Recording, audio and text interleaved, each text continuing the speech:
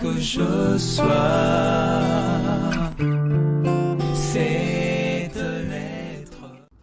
Bonjour bien-aimés, mon nom c'est Pompon Ludovic. C'est encore un grand plaisir pour nous autres de se retrouver ensemble aujourd'hui pour essayer de lire un peu, de s'exhorter ensemble sur la parole de Dieu. Et c'est là que Dieu va nous inspirer. La Bible nous dit toute écriture est inspirée par Dieu et digne de nous enseigner. Nous allons parler en fait du doute et de la peur comme ces deux éléments qui marchent en opposition de la foi, qui s'opposent vraiment à la foi, c'est-à-dire à l'expression même de la foi, à la manifestation de la gloire de Dieu. Alors pour commencer, je nous invite à lire ces deux petits passages. En premier, nous sommes dans Marc 11, 24. La Bible nous dit « C'est pourquoi je vous dis, tout ce que vous demanderez en priant, croyez que vous l'avez reçu et vous le verrez s'accomplir. » Ici, on nous montre clairement la puissance de la foi, comme quoi lorsque nous demandons quelque chose avec foi, la manifestation ou l'accomplissement de cette chose est certaine. Alors, en opposition, il y a également ces textes qui montrent, lorsqu'il n'y a pas de foi, comment l'accomplissement est vraiment presque incertain. L'accomplissement est incertain. Le texte, c'est dans Matthieu 13, 58. Le texte nous parle simplement lorsque Jésus était venu dans le village, dans le lieu même où il était né, c'est-à-dire à Nazareth, et comment les gens de ce village étaient incrédules, et cela a fait en sorte que la manifestation même de la gloire de Dieu puisse être vraiment compromise. Et la Bible nous dit que Jésus n'a pas pu faire beaucoup de miracles suite à cette incrédulité. Donc cela nous montre vraiment le lien direct d'une part où il y a la foi, comment la manifestation est certaine, et d'une autre part où il n'y a pas de foi et comment la manifestation est incertaine. On remarque dans le livre de Hébreux, la Bible nous dit, c'est Dieu qui dit, mon juste vivra par la foi. C'est-à-dire la personne, mon juste, c'est-à-dire la personne que Dieu a justifiée, c'est-à-dire la personne que Dieu a sauvée par Jésus-Christ. Cette personne doit vivre par la foi. C'est-à-dire notre vie dépend en fait de cette confiance qu'on a en Dieu, dépend en fait de cette manière de se comporter qui est digne de la manifestation de Dieu. Et si on met la foi de côté, ça devient comme compliqué pour nous autres, parce que c'est une recommandation d'ailleurs pour vivre vraiment une vie de chrétienté normale.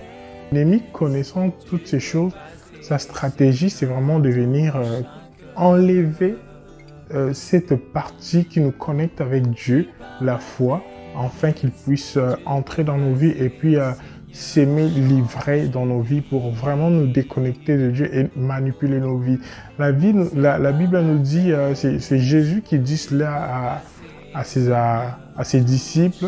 Pendant qu'ils dormaient, il a dit, l'ennemi cherchait de vous cribler comme du froment, mais je priais pour que votre foi ne faille point. Donc là, nous comprenons que lorsque l'ennemi arrive, parmi les premières choses que l'ennemi cherche à enlever en nous chrétiens, c'est vraiment la foi. Pour illustrer cela, nous pouvons prendre encore le livre de Genèse. Le livre de Genèse, c'est une histoire que nous connaissons tous, c'est l'histoire d'Adam et Ève. Lorsque l'ennemi, le diable arrive, c'est Genèse 3. Alors le serpent dit à la femme, « Vous ne mourrez point. Mais Dieu sait que le jour où vous en mangerez, vos yeux s'ouvriront et que vous serez comme de Dieu, connaissant le bien et le mal. » Donc ici, nous voyons comment le diable, par sa stratégie, par sa ruse, en fait, est venu pour s'aimer un peu, pour enlever la foi, c'est-à-dire la connexion que Adam et Ève avaient avec Dieu, pour s'aimer sa sémence livrée, afin de déconnecter Adam et Ève de la présence de Dieu. Alors cette fois-là, le diable a plutôt utilisé le doute en fait. Le diable est venu avec le doute pour montrer à Adam et Ève que non, vous étiez dans l'erreur, plus ou moins, alors que c'est pas vrai. Et lorsque cela est arrivé, la Bible nous dit Dieu chassa Adam et Ève du jardin d'Éden. Le jardin d'Éden, on va en parler plus tard. Le jardin d'Éden, ça représente vraiment la présence de Dieu, c'est-à-dire l'endroit idéal où l'homme devrait être, ou bien où l'homme doit être. Alors, cette déconnexion de la présence de Dieu est venue lorsque Adam et Ève ont péché. Adam et Ève ont péché.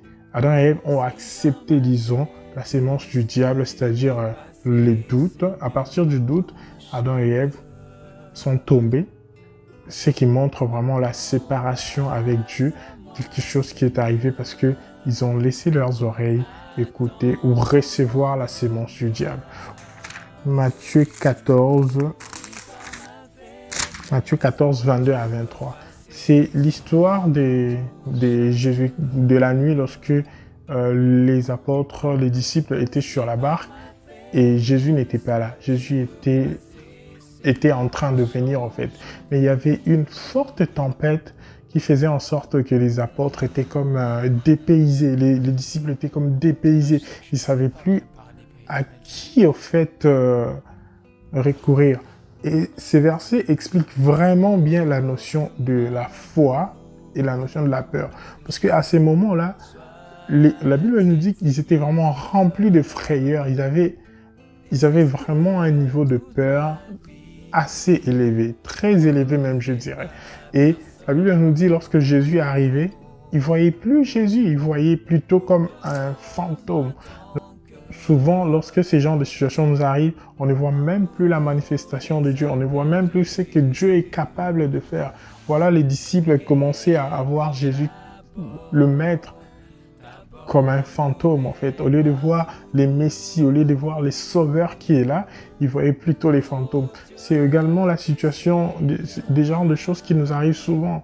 Parfois lorsque nous sommes accablés par des situations, parfois lorsque nous sommes vraiment abattus par des situations, ces choses ne nous permettent plus de voir la main de Dieu qui est là. Ces choses ne nous permettent plus de voir la main de Dieu qui agit en nous. Mais ça nous pousse à voir cela comme plutôt des fantômes, comme si les situations s'empiraient en fait. Le silence de Dieu ne veut pas dire son absence. Dieu parle tantôt d'une manière, tantôt d'une autre.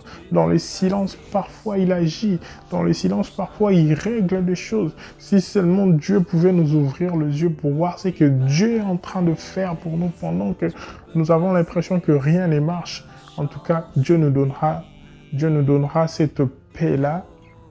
On aura cette paix-là, on aura cette conviction. Alors aujourd'hui, j'aimerais vraiment rassurer à quelqu'un, même pendant la tempête, ça ne sert vraiment à rien de mettre notre peur en avant. Mais la meilleure attitude pour un chrétien, c'est vraiment de mettre en avant notre foi en Dieu et de crier à ces dieux qui entend nos prières. Et il agira. Ça, c'est vraiment la meilleure attitude. Et on voit cette attitude auprès de Pierre. Parce que la Bible nous dit, pendant que les disciples étaient vraiment remplis de frayeur, Pierre ayant reçu la révélation de Dieu, Pierre s'est distingué par sa foi. Pierre, au lieu de voir un fantôme, Pierre a plutôt dit une parole très inspirante qui nous montre la puissance de Dieu. Pierre dit à Jésus, si tu es Jésus, si c'est toi, Jésus, ordonne que je marche. Ordonne que je marche. Pierre ne voyait plus le vent ou les intempéries dans son ensemble. Pierre ne voyait plus l'environnement. Il voyait Jésus-Christ, il voyait les sauveurs. Il voyait celui qui dit un mot et la chose arrive. Il dit, si c'est toi, Jésus, ordonne que je marche avec toi. Et par la foi, Pierre ne mesurait même plus, imaginez, Pierre ne mesurait même plus, en fait, la taille de ce qu'il demandait. Parce qu'il savait que si c'était Jésus, cela allait s'accomplir. C'est ce que je veux vraiment nous dire ce soir, ou ces matins, ça dépend de l'heure à laquelle vous allez nous suivre. Nos choses ne sont rien devant Jésus-Christ. Imaginez David face à Goliath. Goliath était là. Goliath considérait David comme un petit nain. Oui, si on regarde les choses par nos yeux physiques, nous allons voir Goliath. Mais lorsqu'on regarde les choses par nos yeux spirituels, nous ne voyons plus Goliath. mais nous ne nous voyons plus nous-mêmes, mais nous voyons Jésus-Christ qui est en train de battre Goliath, qui est en train de combattre Goliath. J'aimerais illustrer cela par un exemple. Les Israélites étaient attaqués par des Philistins, ils avaient désobéi à Dieu. Et l'arche de l'alliance était arrachée, était confisquée par Dagon et par les Philistins. Et les Philistins, par leurs erreurs, ils ont amené l'arche de l'alliance dans la maison où Dagon habitait ou restait, je ne sais pas.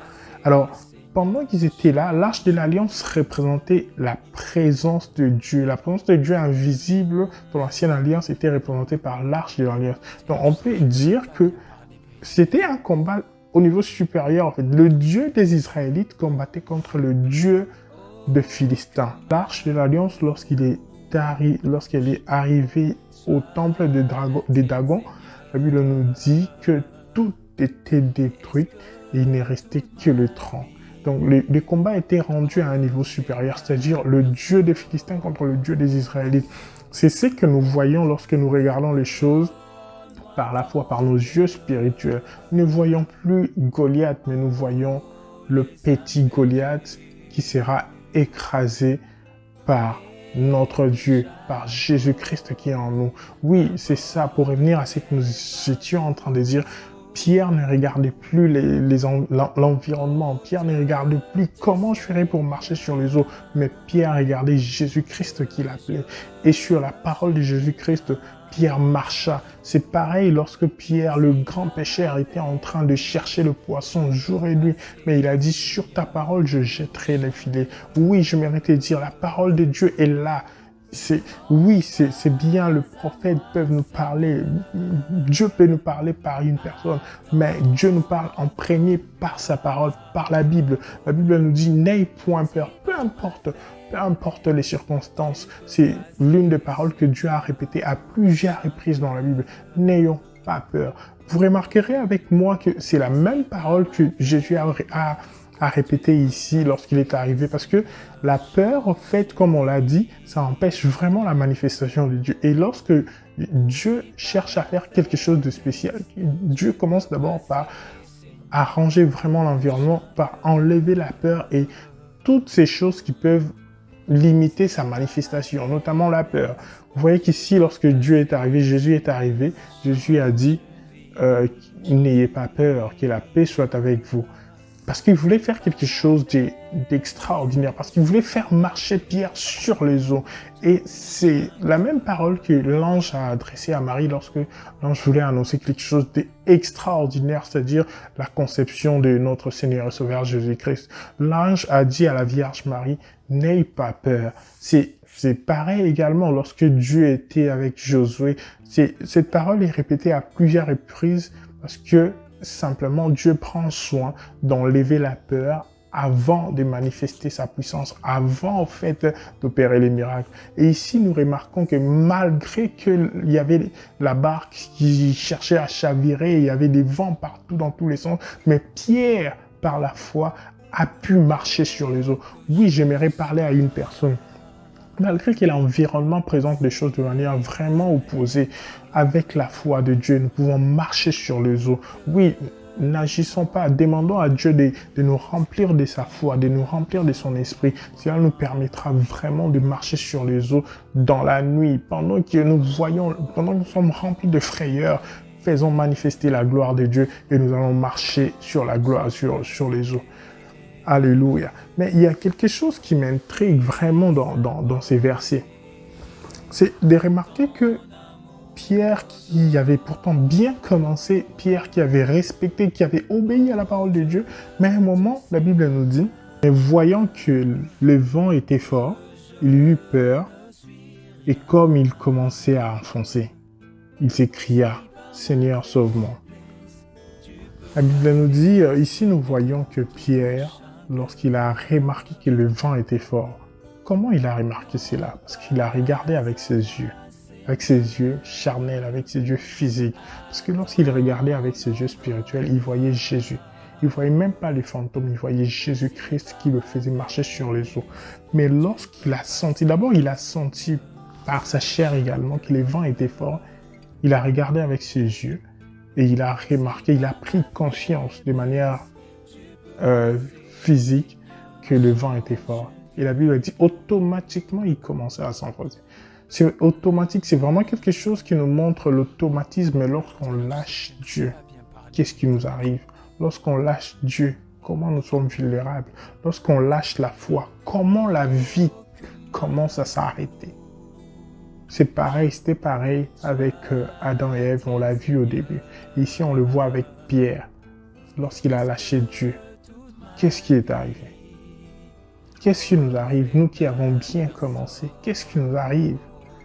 Tu m'irais parler à un Samson, toi qui étais pourtant loin, toi qui avais la force, toi qui étais consacré, toi sur qui nos espoirs reposaient, toi sur qui la famille reposait. Qu'est-ce qui t'est arrivé? Qu'est-ce qui t'est arrivé? Toi qui marchais pourtant bien, toi qui courais bien, qu'est-ce qui t'est arrivé? Pourquoi es-tu tombé, Samson? Pourquoi es-tu tombé, Pierre? Pourquoi? Pourquoi? Et pourtant, on avait bien commencé, pourtant on avait l'esprit. Je m'aimerais parler à ces 10 vierges, à ces 5 vierges folles. Vous autres, vous êtes conservés. Vous n'avez pas obéi à la mauvaise sémence. Vous êtes épargnés. Et voilà pourquoi vous n'avez pas eu le temps d'avoir l'huile en réserve dans vos vases. Pourquoi? Qu'est-ce qui nous est arrivé, Église de Dieu? Qu'est-ce qui est arrivé à Lot? Voilà, tu étais avec Abraham.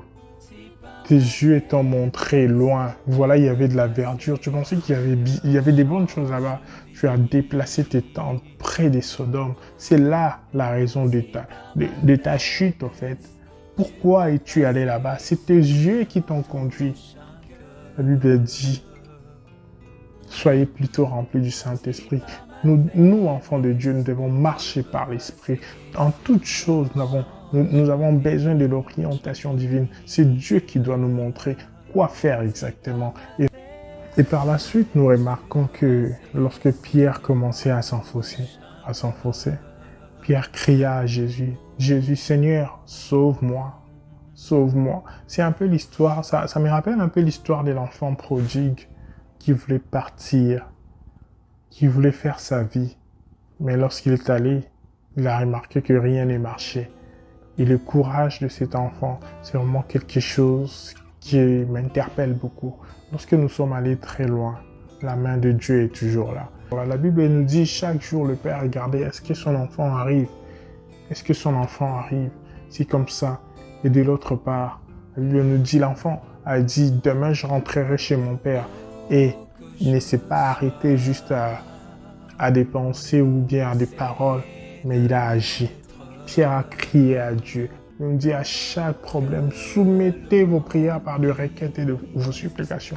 Quelles que soient les choses, quelle que soit la distance où nous sommes, l'éloignement, quel que soit notre éloignement avec Dieu, le Père est miséricordieux. Il est là pour nous aider, il est là pour nous attirer. En définitive, pour finir, c'est quoi la foi? C'est quoi la foi dont nous sommes en train de parler aujourd'hui? C'est quoi ce que nous sommes en train de parler aujourd'hui? La foi, en réalité, c'est pas simplement espérer des choses, que Dieu nous donne des choses. Non, c'est pas simplement ça. C'est au-delà de ça. C'est vraiment obéir à la volonté de Dieu, obéir à la parole de Dieu. Je rappelle encore ça. La Bible nous dit, mon juste vivra par la foi. Mon juste vivra par l'obéissance de ma parole. La Bible nous dit que l'obéissance vaut mieux que les sacrifices. Pourquoi je dis cela? C'est en se basant sur la Bible, la parole de Dieu. Lorsque Jésus-Christ a dit à Pierre, a donné la parole à Pierre, et Pierre a obéi. C'est là que Pierre a marché sur les eaux. La foi, c'est vraiment obéir à la parole de Dieu. Si nous agissons comme ça, c'est là que Dieu va vraiment se manifester dans nos vies. La Bible nous dit dans le livre d'Ésaïe, les adolescents se fatiguent. Et c'est là, les jeunes hommes chancellent, mais ceux qui se confient à l'Éternel renouvellent leur force et ils prennent de l'envol comme de l'aigle. Ils courent et ils ne se lassent point. Ils marchent et ils ne se fatiguent point. Consacrons-nous à Dieu. Dieu va nous donner de l'envol comme de l'aigle. Que Dieu nous bénisse. Amen. Que ma bouche soit